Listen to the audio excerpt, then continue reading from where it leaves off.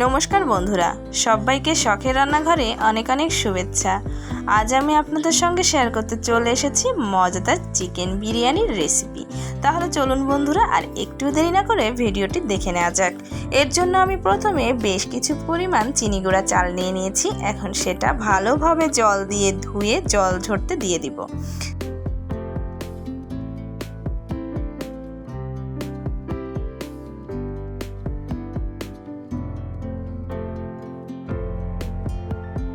আমি চালটাকে ভালোভাবে ধুয়ে জল ঝরতে দিয়ে দিয়েছি।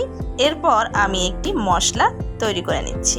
এর জন্য আমি মিক্সিং জারে দিয়ে দিচ্ছি বেশ কিছু পরিমাণ জিরা, দিয়ে দিব 2 টুকরা আদা, দিয়ে দিচ্ছি চীনাবাদাম। বাদামটা কিন্তু কাঁচা চীনাবাদাম দিয়ে দিচ্ছি বেশ কিছু পরিমাণ পোস্ত, দিয়ে দিচ্ছি 4-5টা কিশমিশ, সাথে দিয়ে দিব 2টা কাজু। সব কিছু দিয়ে আগে সামান্য ঘুরিয়ে নেব, তারপর জল দিয়ে ভালোভাবে একটা পেস্ট আমি এখানে তৈরি করে নিচ্ছি।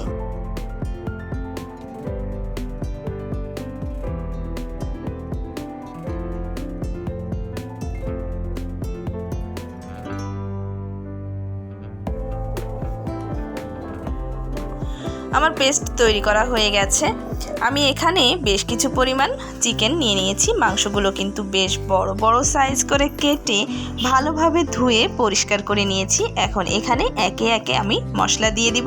প্রথমেই দিয়ে দিচ্ছি রসুন বাটা, দিয়ে দিব কিছু পরিমাণ মিষ্টি দই। আমি এখানে মিষ্টি দই ব্যবহার করেছি কারণ বিরিয়ানির মাংসটা একটু মিষ্টি মিষ্টি হলে আমার কাছে কিন্তু খেতে ভালোই লাগে।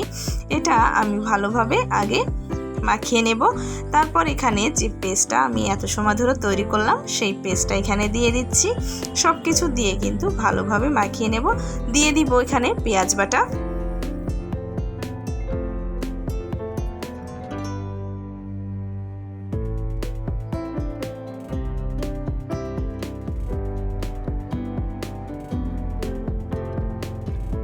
দিয়ে দিচ্ছি সামান্য পরিমাণ লেবুর রস,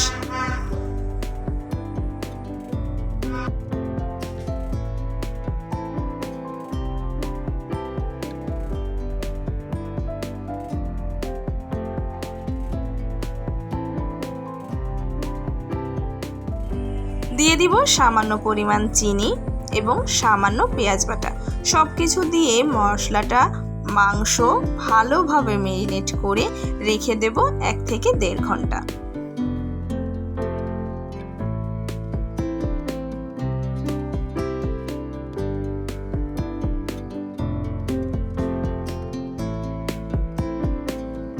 এক থেকে 1.5 ঘন্টা পর আমি চলে এসেছি। চুলায় কড়াই বসিয়ে দিয়েছি, তাতে দিয়ে দিব বেশ কিছু পরিমাণ তেল। আগে কিন্তু আমি মাংসটা রান্না করে নিব, এর জন্য বেশ কিছু পরিমাণ তেল দিয়ে দিচ্ছি। তেলটা গরম হয়ে আসলে মাঝখান থেকে চিড়ে নেওয়া 2টা শুকনো মরিচ, সামান্য জিরা ফোড়ন আমি এখানে দিয়ে দিচ্ছি। এরপর ম্যারিনেট করা মাংসগুলো আমি এখানে দিয়ে দিব এবং বেশ ভালোভাবে নাড়াচাড়া করে নিব।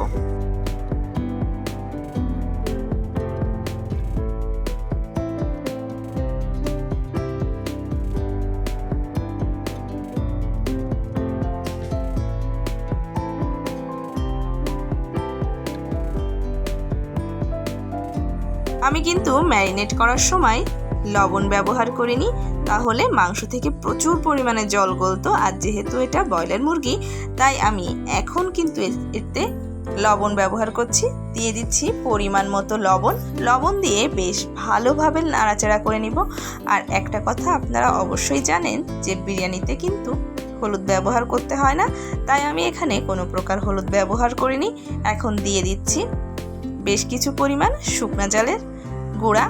ঝালটাই একটু কম করে দিবেন, তবে আপনারা যদি একটু ঝাল ঝাল পছন্দ করেন তাহলে কিন্তু আপনারা আপনাদের পছন্দ মতো করে ঝালটা দিয়ে নেবেন। আমি সব কিছু দিয়ে বেশ ভালোভাবে এটাকে রান্না করে নিচ্ছি।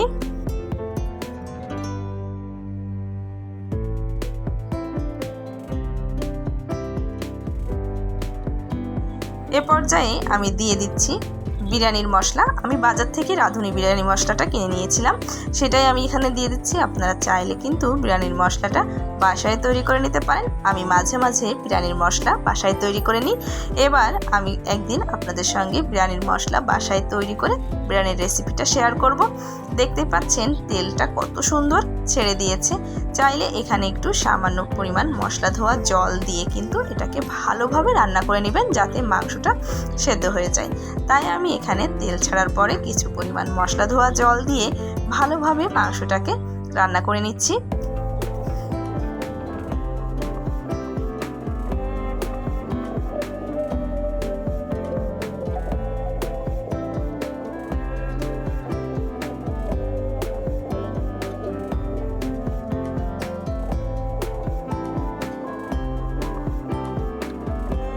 মাংস থেকে তেল ছেড়ে দিয়েছে, আমরা কিন্তু এই পর্যায়ে মাংসটাকে নামিয়ে নেব।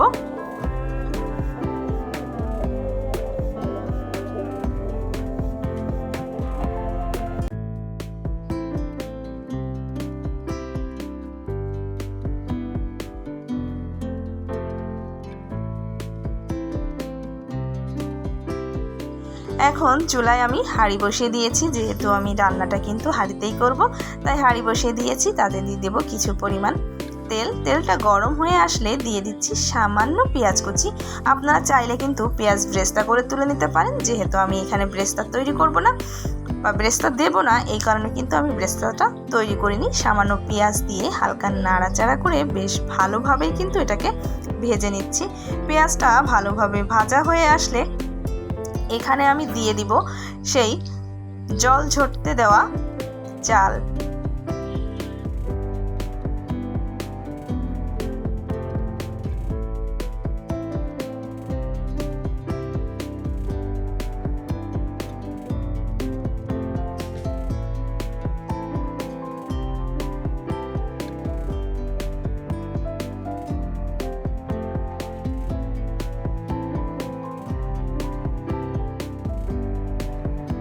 চাল দিয়ে ভালোভাবে নাড়াচাড়া করে নিচ্ছি।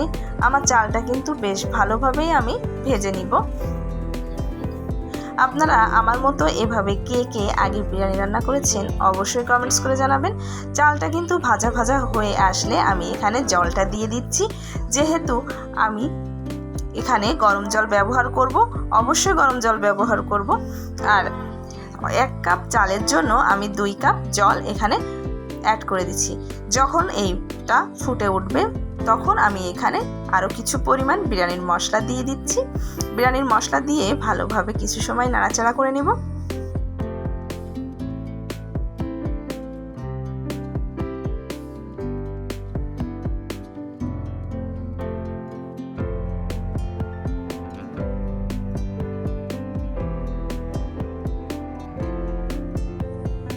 আরও কিছু সময় পর ফুটে আসলে আমি এখানে দিয়ে দিচ্ছি সেই মাংসগুলো, তুলে রাখা মাংস সবটাই আমি এখানে দিয়ে দিব।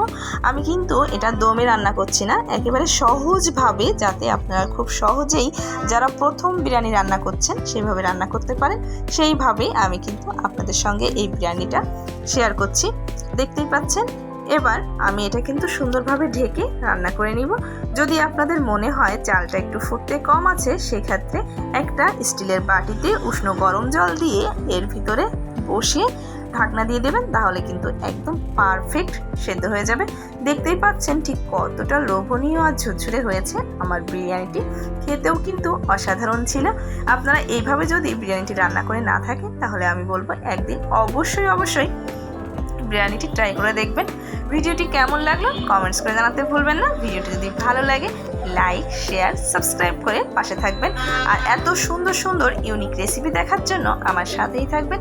আজকে এ পর্যন্ত। সকলে ভালো থাকবেন, সুস্থ থাকবেন। টাটা।